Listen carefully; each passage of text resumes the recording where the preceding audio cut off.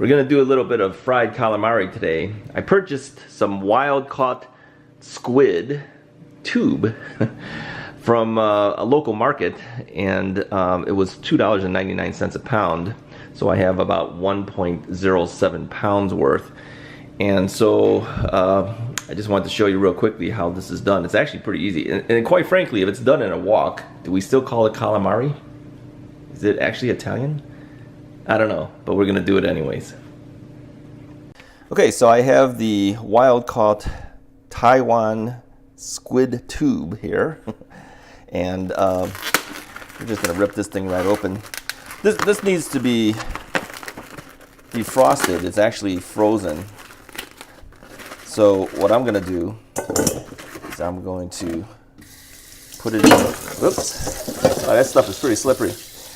Put this thing in some cold water here and let this defrost by itself. And after this is defrosted, we're going to actually clean it out a little bit. It's not that difficult to do, really. I can feel the bits of ice on here.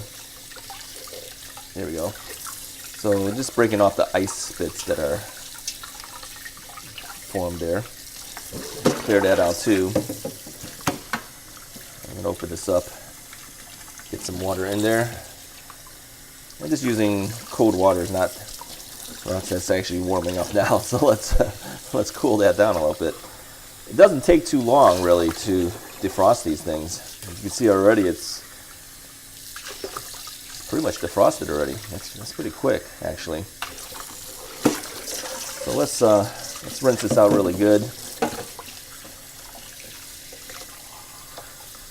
My wife told me too that I need to clean out the insides better. So not really sure what the best way to do that is. So I'm just going to take a spoon here. Let's take a little teaspoon here. I'm just going to scrape that thing out a little bit. The inside. Not sure if that's the best way to do it, but that's how I'm doing it. Scrape that out. Clean it all up. You know, the reason I like using these squid tubes is because it's already really kind of done for you. You don't have to really do a whole lot of anything.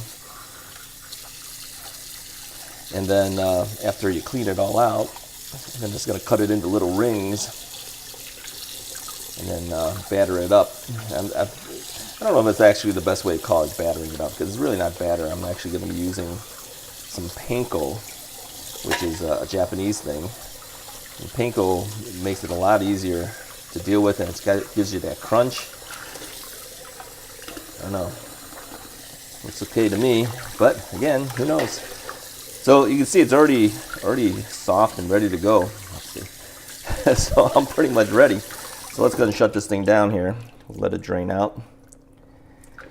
Maybe it's probably a good idea to just let it sit in some water. Let some of that fishiness go away. I'll just let that sit for a bit.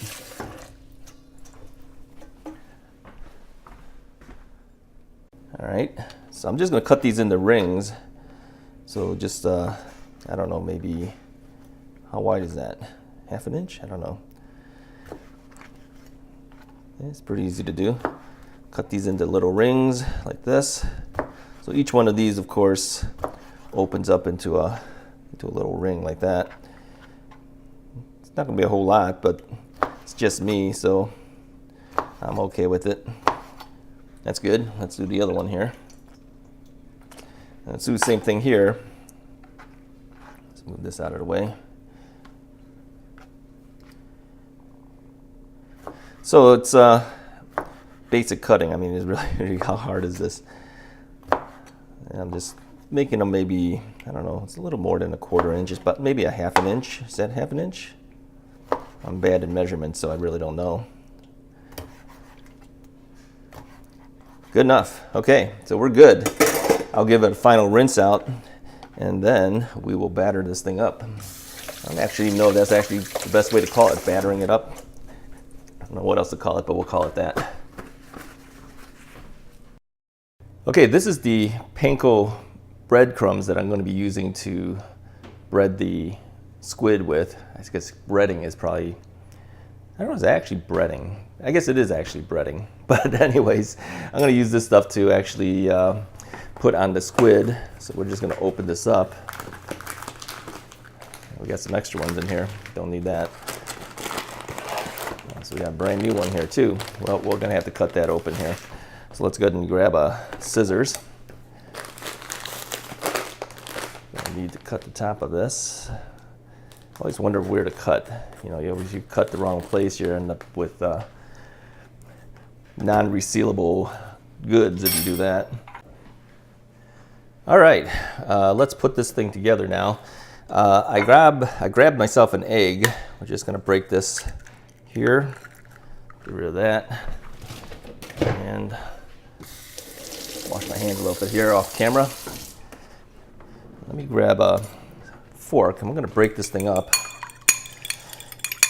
We're going to use this to help bind the panko mix to the squid. So let's go ahead and take some panko mix out of here.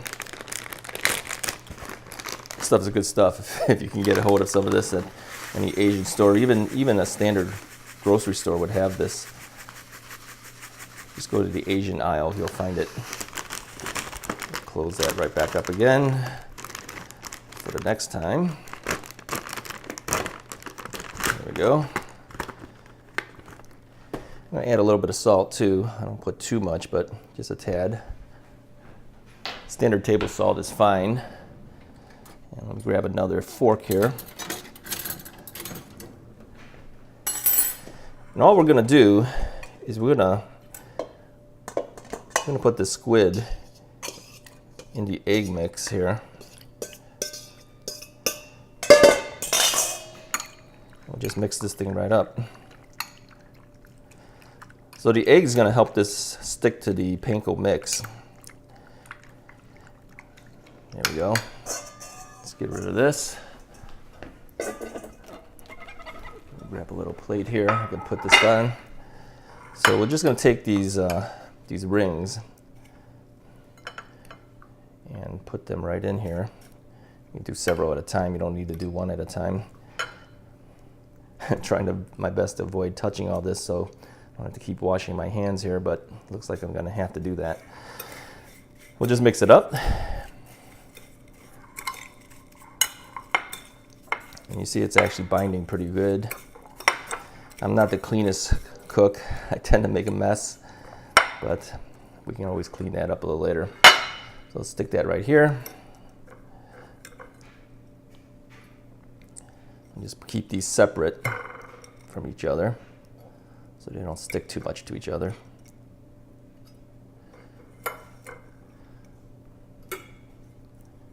There we go. Let's put a couple more in here. I think I'm going to need some more panko mix in there. But let's try sticking them in. I am pretty sloppy as a cook, aren't I? I'm going to put them all in. This is the lazy man's method of cooking. You know, people have said, oh, you're such a good cook. Really, I don't know how to cook. I just learn this stuff as I go. And then I show you guys. Get rid of this. And I think we're going to have to wash our hands a little bit more. There we go. Let's get a little bit more of this panko mix because I don't think I have enough in there.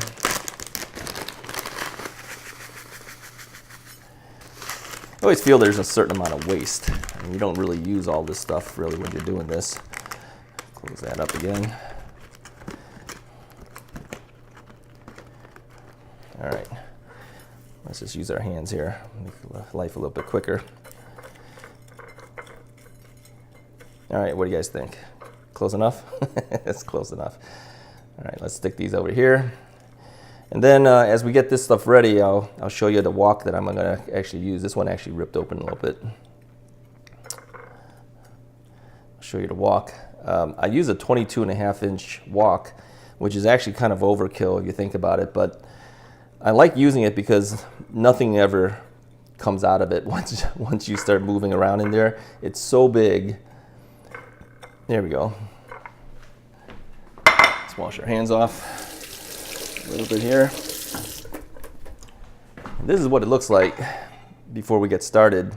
So it's actually pretty easy to do. All we're going to do is we're going to fry this up, all right?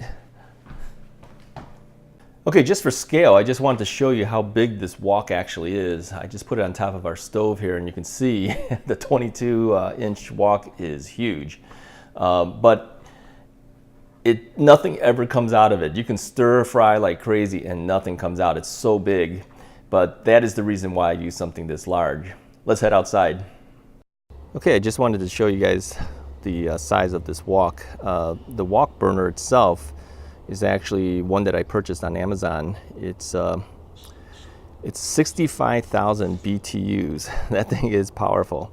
So we're gonna fire this thing up. It is all propane driven. So if you take a look off on this side here, you'll see I actually have a propane tank down here, and that is what powers this thing up. So I'm just gonna do close-ups here to kind of show you exactly what I do. So let's cut away to that. All right, let's fire this up. I'm gonna kick in the gas here.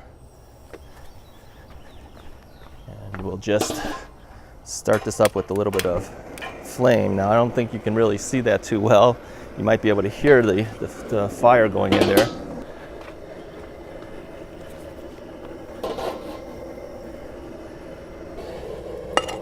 So let's go ahead and pour in some oil.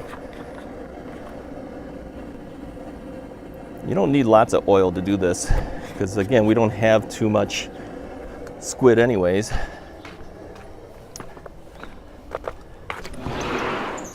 My wife has always said, be prepared with all the things you need as you go outside rather than going in and out of the patio door here. But being a one-man show, this is the best we can do.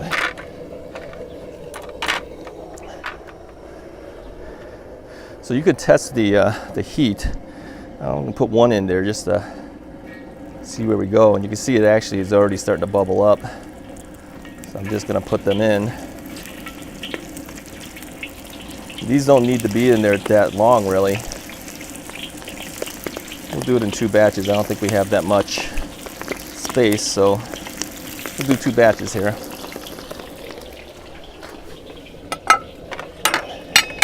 And I highly recommend getting one of these little Chinese fishing nets, I call them, because it's easier to get things out when you do that. And we're just going to let this go until this thing becomes golden brown. And you see it splattering a little bit because it is a little bit wet. The heat might be a little bit hot, so I'm going to turn it down just a tad.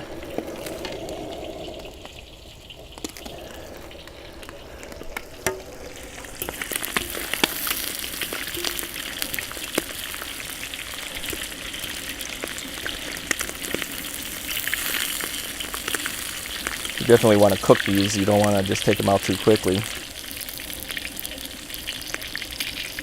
Again, it doesn't really take too long, just a little bit of time.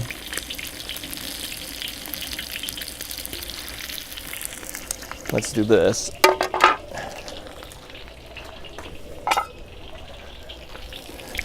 Give it a little bit of help here.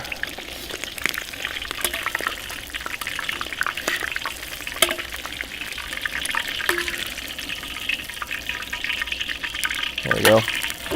Not bad. Really, you should put this on a paper towel.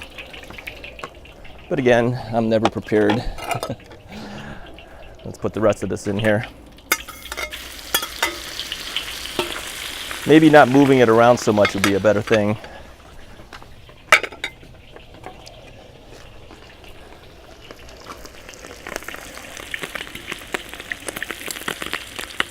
So, splatters.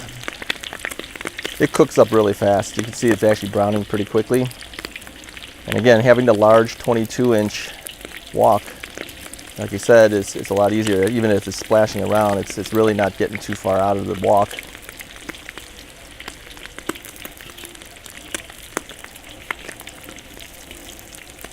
It's hard to turn these with this little netting thing.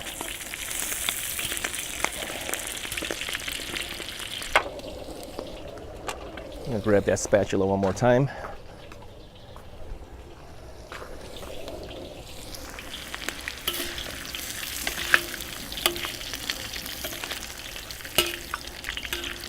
Believe it or not, this thing is done.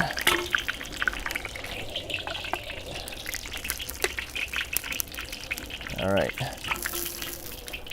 Let's go back inside. All right, we have the finished product now. Let's give it a try. I've put these on some paper towels the way we properly should have done in the first place. But let's give it a try. I'm just going to use my fingers and grab one.